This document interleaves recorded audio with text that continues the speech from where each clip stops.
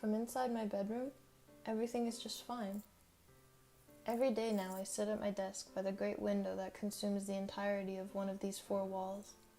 The view outside of my window looks directly at the nice pale blue siding of my neighbor's house, their two plastic-capped garbage bins, and at a sliver of the street headed down and around the bend at the end of the block.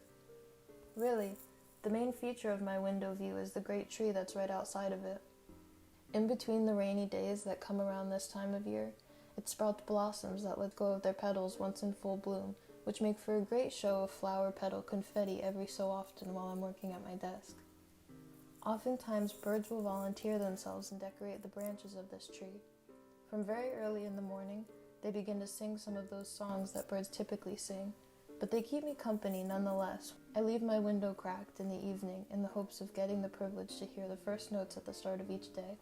On weekdays, after signing off of Electric Academia, I sometimes like to put on a record or two to raise the vibration of this room just a notch or two higher. Prolonged periods of time cut off from most of the outside world called for adjustments to the everyday things that bring us joy, and earbuds and streaming services just aren't cutting it for me.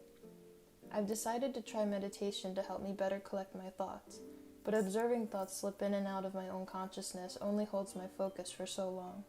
Over traditional meditation, I find myself returning to my bookshelf to dive into the brain space of another being and out of my own for a change.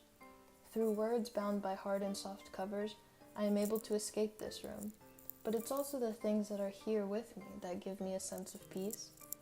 Reading, painting, crafting,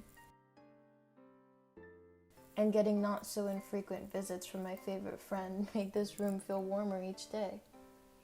In times of mandated isolation, it's important to look for joy in the smaller things. From my window, the outside world seems fairly calm, but the media constantly reminds me of the virus. Daily global death counts, uninformed presidential briefings, and people arguing through their keyboards on each other's Facebook feeds. These things have begun to morph into one, and I've been staying off social media for the most part to avoid getting sucked into the melee.